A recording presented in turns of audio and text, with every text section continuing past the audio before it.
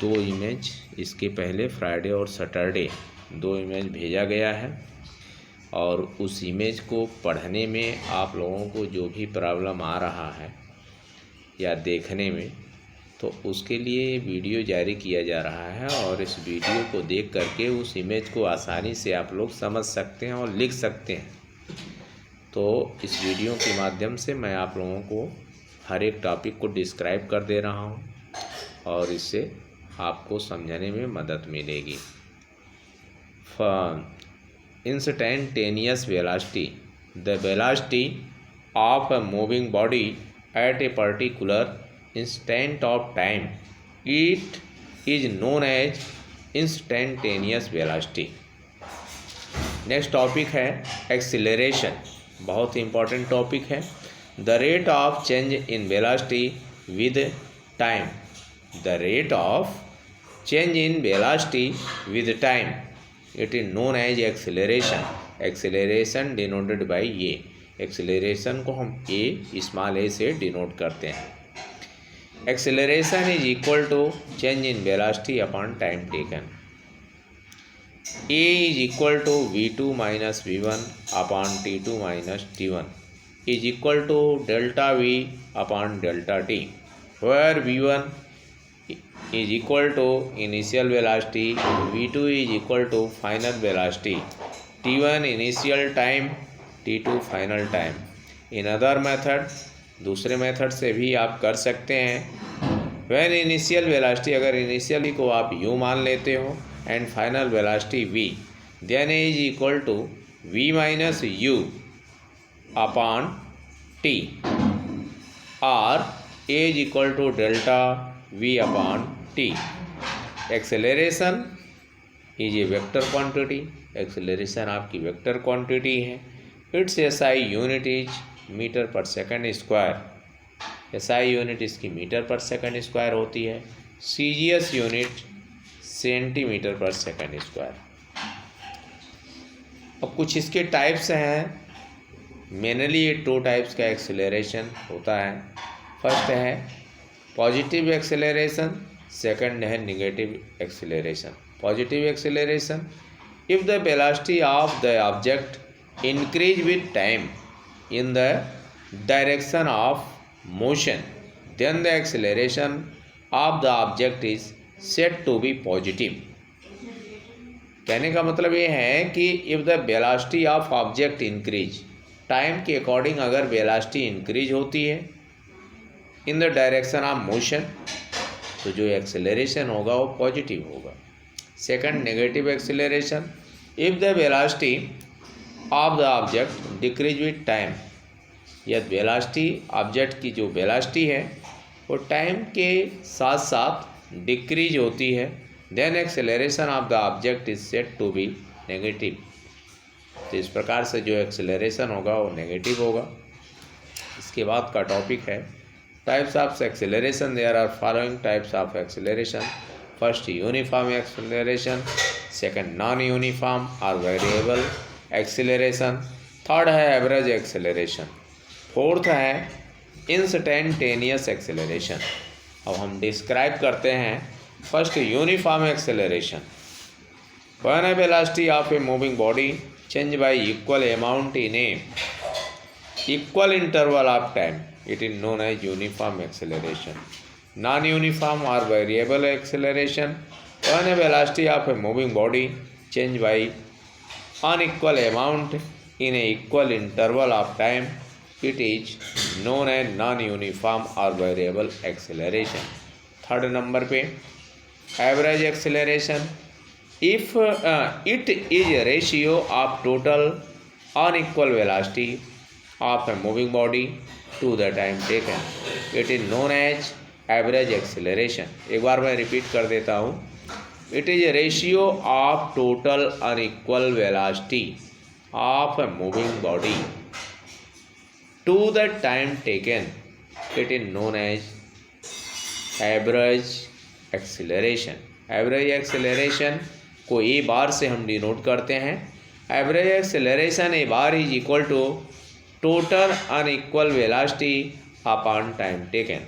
Fourth as a last topic है acceleration का, instantaneous acceleration, the acceleration of a moving body at a particular instant of time, it is known as instantaneous acceleration.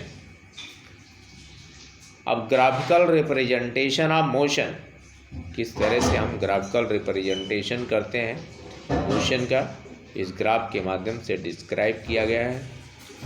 तो motion of an object can be describe using line graph. Following graph can be drawn for motion of an object. तो motion of an object, किसी भी object को अगर हम उसके object के motion को अगर डिस्क्राइब करना है तो उसको लाइन ग्राफ के माध्यम से भी हम डिस्क्राइब कर सकते हैं। फर्स्ट आपका है डिस्टेंस टाइम ग्राफ, जिसमें आपकी डिस्टेंस होगी और टाइम होगा। The change in position of an object with time can be represented by distance time graph. Once again हम रिपीट करते हैं एक बार पुनः फिर। The change in position of an object with time can be represented by distance time graph. Time is taken along x axis and distance is taken along y axis। Time को हम x axis पे show करते हैं, जैसा कि distance का graph का जो इमेज गया है उसमें दिखाया गया है।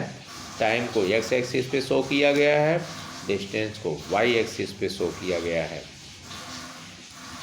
Distance time graph can be drawn under various condition where object move with uniform speed, non-uniform speed, remains, rest, etc। तो इसको हम कई प्रकार से जो है अलग अलग कंडीशन में हम डिस्टेंस टाइम ग्राफ को रिप्रेजेंट कर सकते हैं। और ऑब्जेक्ट मूव्स यूनिफॉर्म स्पीड है तो उसके लिए डिस्टेंस टाइम ग्राफ आपको दिखाया गया है। नॉन यूनिफॉर्म स्पीड है तो उसके लिए भी डिस्टेंस टाइम ग्राफ आप रिप्रेजेंट कर सकते हैं, शो कर सकते हैं। और रेस्ट पोजीशन में है तो उसको भी डिस्टेंस टाइम ग्राफ के माध्यम से आप शो कर सकते हैं। If an object move with uniform speed then distance time graph is straight line. कहने का मतलब ये है कि an object move with uniform speed, अगर कोई ऑब्जेक्ट यूनिफॉर्म स्पीड से मूव कर रहा है, चल रहा है, तो डिस्टेंस टाइम ग्राफ जो आपको मिलेगा वो स्ट्रेट लाइन मिलेगा। अगर स्ट्रेट लाइन मिलता है और आपसे पूछ लिया कि किस प्रकार के स्पीड को शो करता है इस प्रकार का जो आपका ग्राफ है, तो आप सीधे लिखोगे यूनिफॉर्म स्पीड को। अगर स्ट्रेट लाइन आपको मिलता है तो वो जो आपका डिस्टेंस टाइम ग्राफ होगा वो यूनिफॉर्म स्पीड को शो करेगा। अगर कर्व लाइन आपको मिलती हैं तो ग्राफ नॉन यूनिफॉर्म स्पीड को शो करेगा। Distance time graph of a body can be use to calculate the speed velocity of the body. Slope of distance time graph indicate speed. तो कुछ और चीज़ें हैं जिसमें नेक्स्ट इमेज जब आप लोगों को फ्राइडे सैटरडे में दिया जाएगा तो वो इमेज जाएगा, लेकिन उसके बारे में आज मैं बता दे रहा हूँ जिससे आपको लिखने में कोई प्रॉब्लम ना हो। Distance time graph non uniform speed, line आपको स्ट्रेट नहीं मिलेगी, कर्व मिलेगी। इसका इमेज आपको फ्राइडे सैटरडे को मिलेगा। आप हमेशा अपने माइंड में याद रखना कि टाइम को हम एक्स एक्सिस पे शो करेंगे और डिस्टेंस को वाई एक्सिस पे। Distance time graph of a body can be used to calculate the speed velocity of body slope of distance time graph. तो जो उसका स्लोप होता है वो स्पीड को शो करेगा। डिस्टेंस टाइम ग्राफ अगर आप बनाए हो और पूछ लिया स्लोप किस चीज़ को शो कर रहा है, तो स्लोप के बारे में आप बताओगे कि स्लोप स्पीड को शो कर रहा है। If an object move with non uniform speed, distance time graph is a curve line. अगर नॉन यूनिफॉर्म स्पीड से कोई ऑब्जेक्ट मूव कर रहा है तो हम बार बार आपको बता रहे हैं, और जो कि नेक्स्ट इमेज में आपको ये मिलेगा, तो फिर ये प्रॉब्लम नहीं होना चाहिए, दिख नहीं रहा है, ये नहीं हो रहा है, वो नहीं हो रहा है। इसलिए मैं पहले से इसी वीडियो में जो आगे का इमेज जाएगा उसका भी मैं जिक्र कर दे रहा हूँ और आप लोगों को समझा दे रहा हूँ, जिससे आप लोगों को लिखने में कोई प्रॉब्लम ना हो। If an object move with non uniform speed, the distance time graph is curve line. Curve line मिलेगा तो डिस्टेंस टाइम ग्राफ आपका नॉन यूनिफॉर्म स्पीड होगा। कुछ है नेक्स्ट आपका जो जाना है इमेज नेक्स्ट फ्राइडे सैटरडे को, उसके बारे में मैं इसी वीडियो लेक्चर के माध्यम से समझा दे रहा हूँ, जिससे जब वो आपका इमेज जाए तो आपको समझने में या उसको लिखने में कोई प्रॉब्लम ना हो। तो आपने एक्सेलरेशन को देख लिया। इसके बाद है velocity time graph. The change in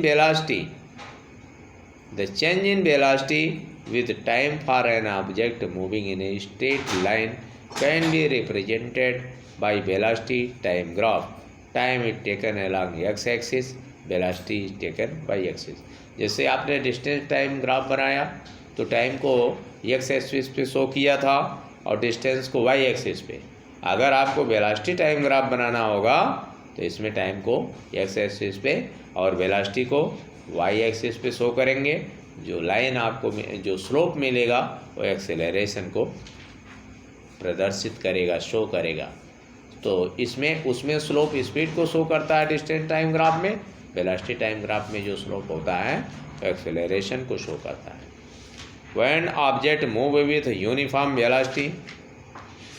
velocity time graph will be a straight line parallel x axis. अगर यूनिफॉर्म वेलोसिटी से कोई ऑब्जेक्ट मूव करता है तो जो वेलोसिटी टाइम ग्राफ होगा वो एक्स एक्सिस के पैरेलल प्राप्त होगा। और अगर एक्स एक्सिस के पैरेलल आपको लाइन प्राप्त होती है तो आप सीधे कहोगे कि जो ऑब्जेक्ट है वो मूव कर रहा है uniform velocity. The area enclose by velocity time graph and time axis will be equal to the magnitude of the displacement. जो एरिया होती है और डिस्प्लेसमेंट के इक्वल होती है वेलोसिटी टाइम ग्राफ की। For ununiformly accelerated motion velocity time graph is straight line. Sorry, इस topic को फिर से समझिए। यूनिफॉर्मली, अनयूनिफॉर्मली में होगा तो कर्व लाइन होगा। फॉर यूनिफॉर्मली एक्सेलरेटेड मोशन, अगर यूनिफॉर्मली एक्सेलरेशन मोशन होगा तो velocity time graph straight line होगा। कर्व लाइन अगर होता है तो नॉन यूनिफॉर्मली होगा। In case of non uniformly motion velocity time graph can have any shape, किसी भी शेप में हो सकता है, वो कर्व लाइन हो सकता है। इसके बाद जो टॉपिक आप पढ़ेंगे, इक्वेशन ऑफ मोशन पढ़ेंगे, इसको हम नेक्स्ट वीडियो जब जारी करेंगे तो उसमें आपको समझाएंगे। आज जो इसके पहले जो इमेज भेजे हैं और फ्राइडे सैटरडे को, नेक्स्ट फ्राइडे सैटरडे को जो इमेज जाना है, इस वीडियो के माध्यम से मैंने आप लोगों को समझा दिया है।